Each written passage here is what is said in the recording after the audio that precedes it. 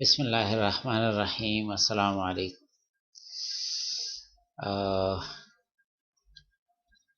ये प्रेजेंटेशन है मेरी जो इंशाल्लाह मैं आपके सामने प्रेजेंट करूँगा।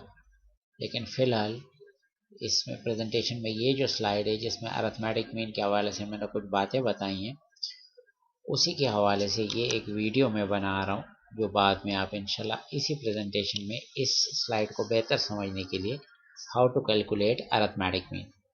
अभी मैं इंशाल्लाह इसी ये जो वीडियो मैं बना रहा हूँ इसका नाम होगा how to calculate arithmetic mean, और वो आप इसके साथ देखेंगे तो आपको इसकी बेहतर समझ आएगी। तो इसके लिए मैंने ये किया है कि आपके लिए कुछ कैलकुलेशन एक्सेल में की है, कुछ वर्ड में की है। बेसिकली एक्सेल में कैलकुलेशन की है और वर्ड में इसकी प्रेजेंटेशन का तरीका बताया। तो चले जी पहले एक्सेल में जाते हैं।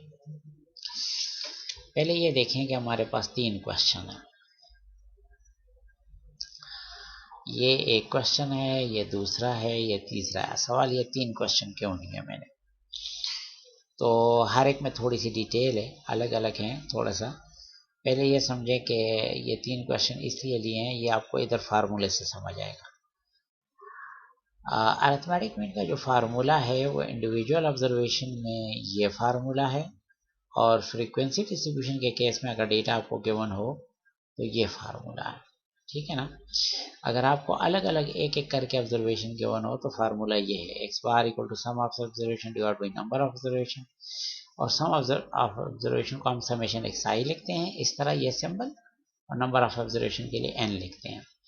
ये इंडिविजुअल ऑब्जर्वेशन वाला केस ये देखें, ये जो क्वेश्चन है इसमें आपको इंडिविजुअल एक एक ऑब्जर्वेशन गिवन है, इसमें कोई फ्रीक्वेंसी गिवन नहीं है। ये वाला एग्जांपल, इसमें कोई फ्रीक्वेंसी गिवन नहीं है।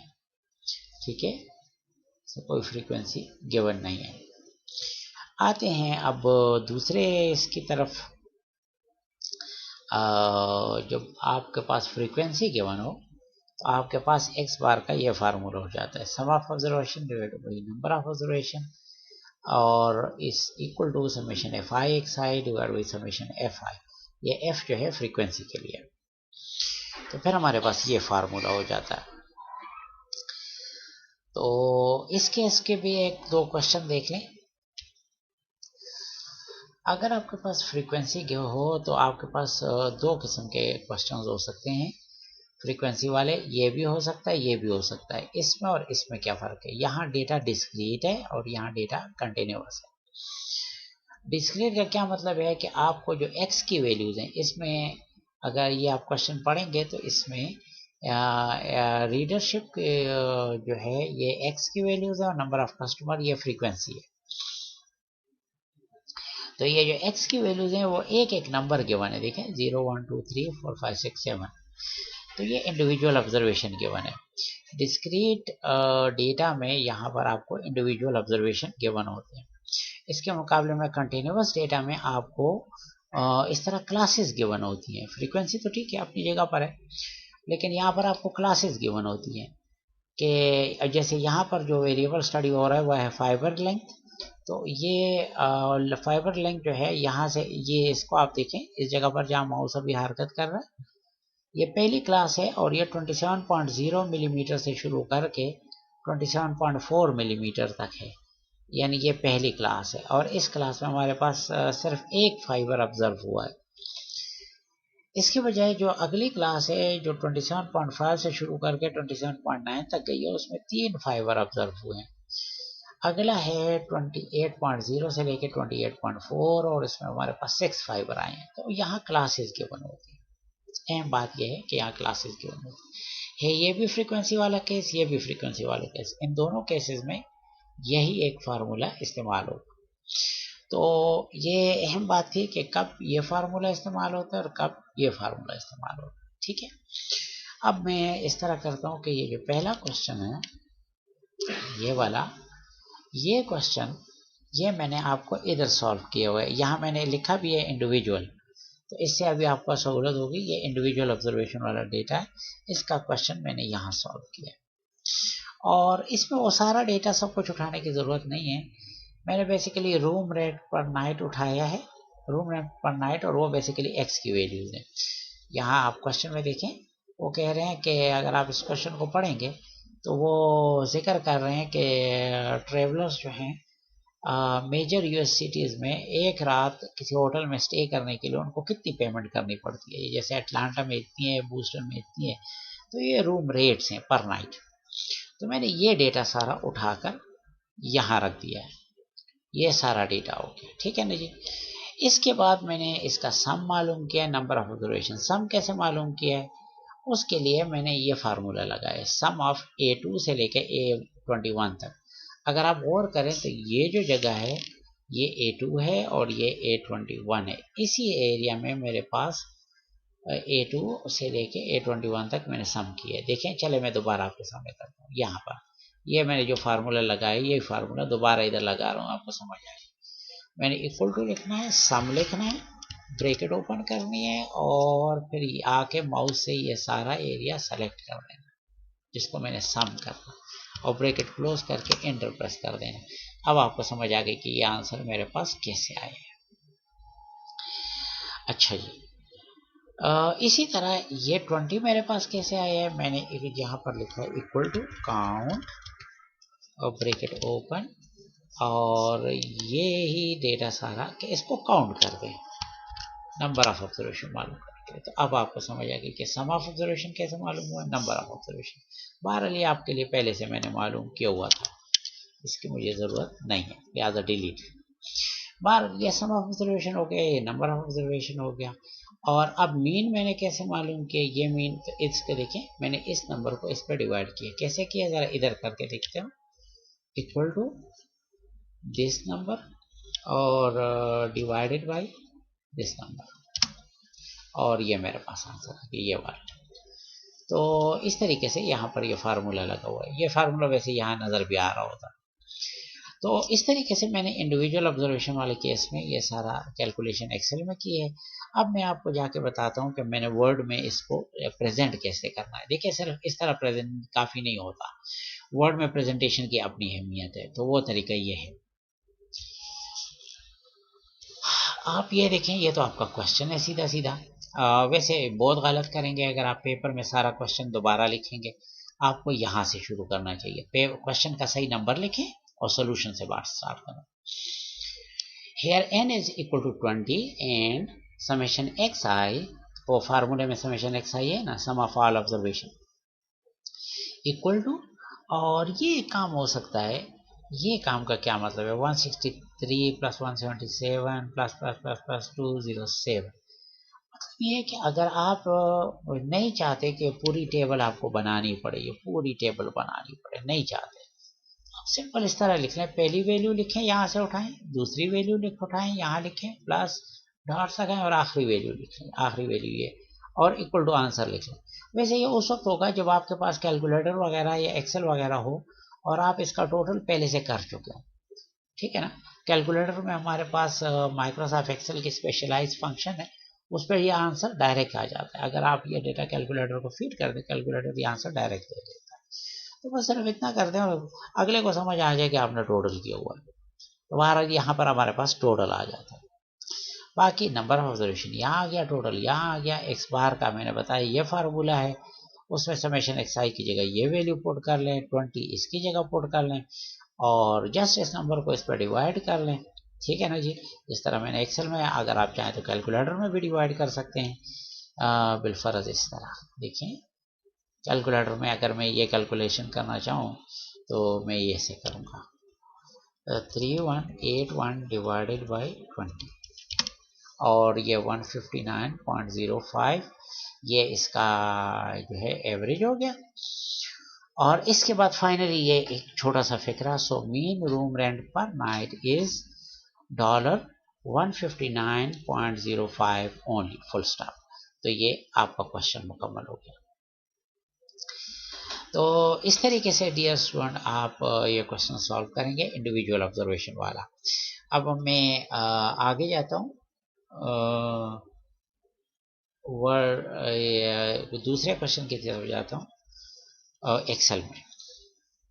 एक्सेल में अब हम दूसरे क्वेश्चन की तरफ जाते हैं। ये पहला क्वेश्चन तो खत्म हो गया, अब हम दूसरे क्वेश्चन की बात करते हैं। ये इस क्वेश्चन की,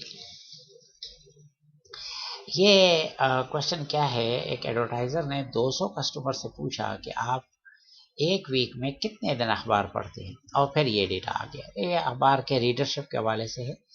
ये न्यूज़पेपर रीडरशिप, ये जो रो है ये असल में एक्स की वैल्यूज है, और ये जो रो है नंबर ऑफ कस्टमर, ये फ्रीक्वेंसी है। बिलफर्ज 44 कस्टमर ने बताया कि हम सिरे से नहीं पढ़ते, 0 डेज हम पढ़ते हैं। 24 ने बताया हफ्ते में 1 दिन पढ़ते हैं। 18 ने बताया हफ्ते में 2 दिन पढ़ते हैं, so on and so fourth. तो ये फ्रीक्वेंसी है और ये एक्स की वैल्यूज है। इसके बाद डियर स्टूडेंट, ये बात आपको समझ आ गई। अब इसको हम इन्हें सॉल्व कहाँ किया है, हमने इसको यहाँ सॉल्व किया है। अच्छा, ये मैं बताता जाऊँ कि अब की दफ़ा ये फार्मूला इस्तेमाल नहीं होगा, ये वाला फार्मूला इस्तेमाल होगा।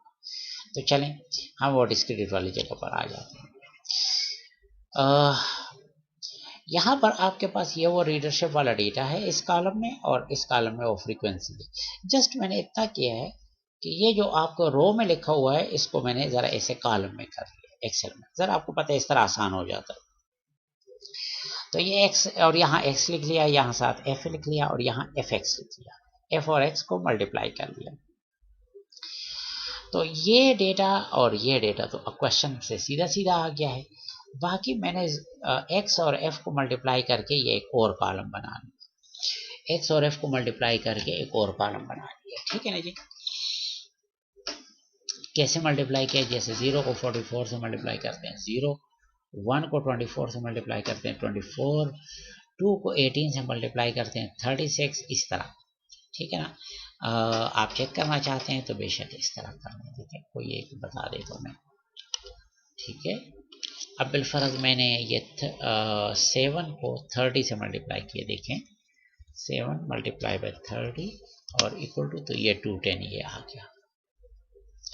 बाकी फिर मैंने इस कॉलम को अलग टोटल किया है, इस कॉलम को अलग टोटल किया है। इसका टोटल मेरे पास 200 आ रहा है, और इसका टोटल मेरे पास ये समेशन एफ एक्स है, ये वाला 664 समेशन एफ एक्स है जो फार्मूले में मुझे चाहिए।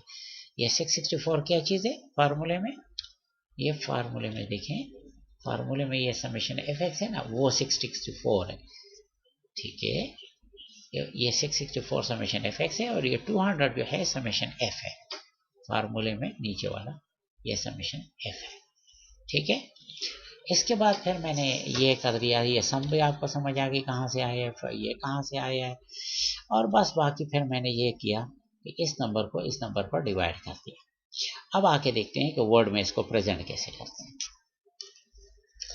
वर्ड में इसका सबसे पहले तो एन कैलकुलेट करते हैं जो समेशन एफ आई के बराबर होता है, और वो तमाम फ्रीक्वेंसीज आपस में ऐड हो रही होती हैं। देखिए 44 प्लस 24 प्लस चलते चलते 30 तक, इन सबको सम किया 200, और समेशन एफ आई एक्स आई मैंने कैसे कैलकुलेट किया, 44 को 0 से, 24 को 1 से, 18 को 2 से, ऐसे मल्टीप्लाई करते करते चलते चलते आखिर में 30 को 7 से मल्टीप्लाई किया और टोटल कर दिया, और टोटल करके 664 आ गया, ठीक है ना।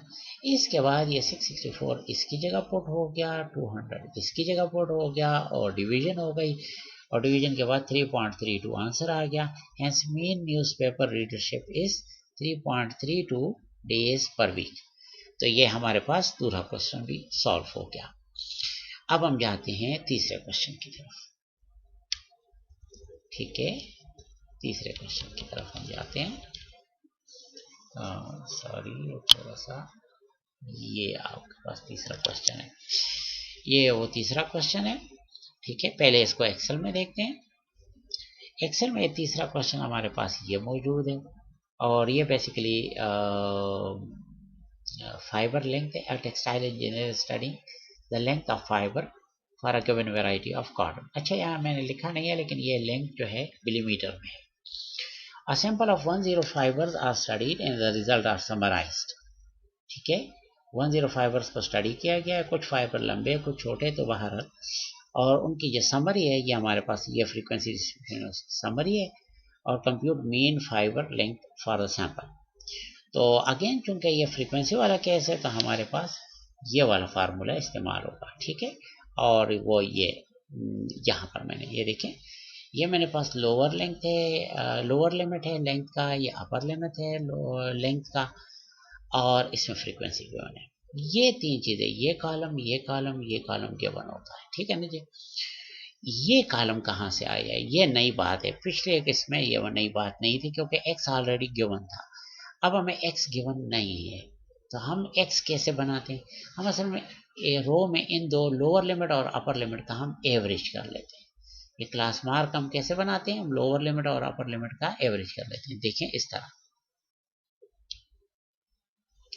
मेरे पास लोअर लिमिट है 27 प्लस अपर लिमिट है 27.4 और इंटर कर लें तो ये इनका टोटल हो गया और उसको 2 पे डिवाइड कर दें, डिवाइड बाई 2, तो ये 27.2 ये इसका एवरेज आ गया। तो अब आपको समझ आ गई कि इन दो नंबर को मैंने सम करके और इनका एवरेज ले लिया, ये क्लास मार्क हो गए। बाकी फ्रीक्वेंसी का कॉलम तो गिवन होता है। जो है ये मैंने ये पूरा कॉलम कैलकुलेट किया तो अब आपके पास ये डेटा जो है इस तरह का डेटा हो गया, इस तरह डिस्क्रीट का, क्योंकि अब एक्स भी मौजूद है, फ्रीक्वेंसी भी मौजूद है, दोनों भी मौजूद है हमारे पास, एक्स का कॉलम भी मौजूद है, फ्रीक्वेंसी का भी। बस अब सिर्फ ये करना है कि एफ एक्स मालूम करना है, और वो बिल्कुल उस तरह जैसे उधर आपने मालूम किया था डिस्क्रीट वाले केस में। एफ एक्स मालूम करें, एफ और एक्स को मल्टीप्लाई करें, इनको मल्टीप्लाई कर लें और आखिर में एफ एक्स को टोटल कर लें और एफ को टोटल कर लें। तो एफ एक्स का टोटल ये हो गया और एक्स का टोटल हमारे पास ये, सॉरी एफ एक्स का टोटल ये हो गया, फ्रीक्वेंसी का टोटल ये हो गया। और फिर जब हमने इस नंबर को इस पर डिवाइड किया तो ये हमारे पास आंसर आया। इसको वर्ड में कैसे लिखेंगे, ये देखें यहाँ पर मैंने अगेन आपके लिए, अगर आप चाहें तो पूरी टेबल शो कर लें, necessary computation are shown in this table, और आपके पास ये टोटल वगैरह सब कुछ आ गया। और इसके बाद जो है ना फार्मूले में समेशन एफ आई एक्स आई की जगह आपने ये वैल्यू पुट कर ली और 106 समेशन एफ आई की जगह पुट कर लिया, डिवाइड किया, ये आंसर आ गया। Hence mean fibre length is 29.78 millimetre. तो डियर स्टूडेंट, मैं उम्मीद करता हूँ कि आपको अरिथमेटिक मीन की कैलकुलेशन समझ आ गई होगी। सिंपल सी चीज़ है, बहुत आसान है, और ये आपने सारा इसके साथ इस स्लाइड के बाद आपने देखना। यहाँ पर थोड़ी डिस्क्रिप्शन जो है फिर उधर जाके आप उसको कैलकुलेशन आप उधर देख लेंगे, उधर बाद में देख सकेंगे।